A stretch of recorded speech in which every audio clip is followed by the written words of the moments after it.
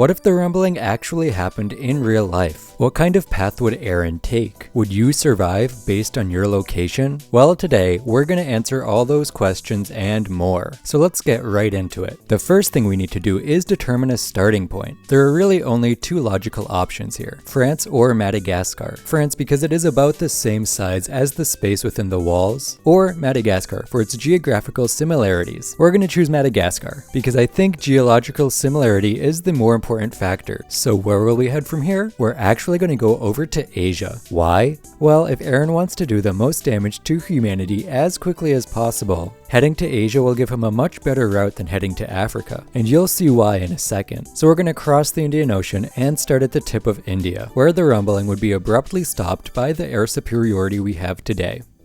So for the sake of simplicity, let's just imagine that planes just don't exist, okay? Or that nations just don't have militaries. With that assumption out of the way, the rumbling can begin scaling up the western coast of India. It'll hit multiple cities along the way, including Bangor and Mumbai, which is the 7th biggest city in the world. It'll then curve over to Delhi, and from here, the rumbling would most likely split. One section headed east towards China and the other headed west towards the Middle East and Europe. We're going to cover the eastward one first. On this route, the rumbling would hit multiple Indian cities, including Agra, the location of the Taj Mahal, Lucknow, Kanpur, Patna, and more, which will add around 20 million people to the toll of the rumbling. But the real damage can be more clearly seen on the population maps. Here, we can see the population density of each section of each country. Based on this information, we can add an additional 485 million to the total toll. This is of course an approximation for the sake of the counter, and the real toll could be anywhere from 400 million to 600 million. As the rumbling approaches China, Bangladesh would also fall, which would add an additional 167 million lives to the total. And then we arrive in China. Everybody already knows that China is the most populated country in the world, but what a lot of people don't know is that over 90% of the population lives on the eastern side of the country, which is why we can enter here with the rumbling. It is much more effective to rumble this part of India and head to China rather than spreading out across the western half of China. From here, Eren could easily just take the rumbling in a straight line and take out a good amount of the population, but if he decides to take a little swoop over here and take out Shanghai,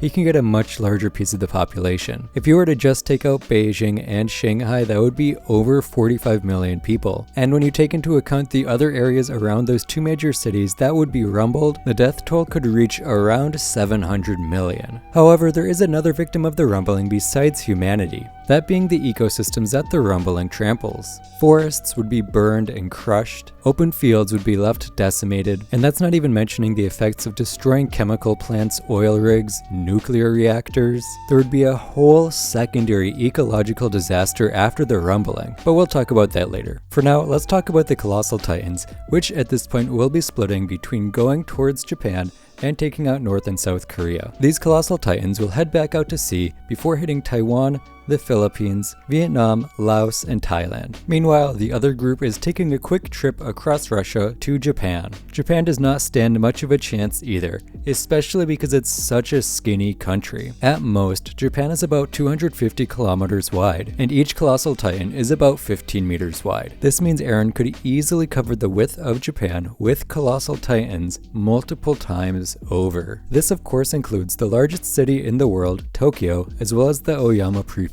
It also means Japan's power system will be destroyed as well. This system relies on renewable energy, fossil power, coal, and of course nuclear power. This is not great for the post-rumbling world, as we can assume that most of China and India's nuclear power plants would be destroyed as well. The repercussions of destroying these nuclear plants and exposing radioactive materials to the atmosphere is obviously a huge detriment to the environment, but to be completely honest, I don't know exactly what would happen because I'm not smart enough to understand nuclear physics. But we can assume that the radiation would contaminate the surrounding air and water, as well as contaminating soil and crops, effectively making these areas uninhabitable post-rumbling. The complete decimation of Japan would add 126 million people to the tally, and the rumbling from there would take a little swim across the Pacific, stopping to destroy many of the island countries there. If you're on one of these islands, I don't think you have a chance of surviving at all, because if you somehow avoid getting crushed, you'll probably just get steamed instead. Also in the rumbling, crosses the ocean, it'll probably come in contact with at least 1 or 2 garbage patches, and it could probably melt them into like actual islands. And then the colossal titans will set foot on the western United States, but we'll get to that in a little bit. For now, I want to move on to Europe, and if you're up, you should subscribe to this channel. Look, I'm just trying to be creative with my shills. Subscribing really helps me out, and watching the number go up is directly tied to my self-esteem, so please subscribe. Anyway, the titans headed for Europe would first head through the Stans and Iran before arriving in Turkey. Once there, they would split again. Some of the colossals would spread up north towards Estonia and start heading towards Russia, and the rest would just go east to west, starting in Poland or Romania and ending in like Portugal or Britain. There's really not much to mention when it comes to Europe, but it is important to note that the rumbling would most likely avoid Italy at first, because it will be used to get to Africa later on. I also think now is a great time to mention that I have no idea how the rumbling would deal with mountains, but I think they would just have to go around mountainous areas because I can't really see them climbing mountains successfully. So if you live in like a secluded mountain village, you might survive. The trek across Europe would destroy many famous Western landmarks and an estimated 750 million people. Now, let's get to Africa and the Middle East. This is a little bit more complicated because of where the population centers are. As you can see from this map, they are pretty spread out. I think the most logical way to do this is to use the Mediterranean Ocean as a vehicle to easily access multiple parts of northern Africa. This would give them easy access to Egypt and Morocco, which are 2 major population centers. Having a group of colossals go through Egypt first is most optimal, because it gives easy access to the Red Sea, which allows the colossals to easily get to the Middle East and more of Eastern Africa. Meanwhile, the colossals in Morocco will head around the Sahara before swooping across the southeastern edge of Africa. Now I know what you're thinking, why not go directly through the Sahara? Isn't that quicker? It is quicker, but my reasoning is that if they go around and approach horizontally, it would take less colossals to rumble the same amount of area. It's basically the same thing that we did to Japan. Instead of approaching from the long way, taking the more compact route allows the area to be more thoroughly destroyed with less colossal titans. The western half would then stop where the population begins to thin out, and this is when they would swim over to South America. Meanwhile, the eastern half still has some work to do. The population is undoubtedly more dense on the eastern coast of Africa, and as a result, they will have to go further down the continent past our starting point of Madagascar and to South Africa. And if you're wondering why we didn't just split here at the beginning, it's because I didn't really think about that when I started recording, and I don't really want to re-record. So sorry about that. Anyway, at this point, the vast majority of Eurasia and Africa has already been decimated. The only real exceptions being the Scandinavian countries, because they're just inconvenient to get to and they don't have a high enough population to be worth destroying. If you can think of a better route that will allow the destruction of Scandinavia, be sure to let me know in the comments down below. At this point, over half of the world's countries and half the population has been destroyed, but we still have 2 more continents to go, North and South America. Currently, there are titans on the west coast of North America and the east coast of South America, and after the colossal titans are done with Russia, they would most likely boil the Arctic and head over to Canada via the top of the earth. Since there are currently more titans in North America,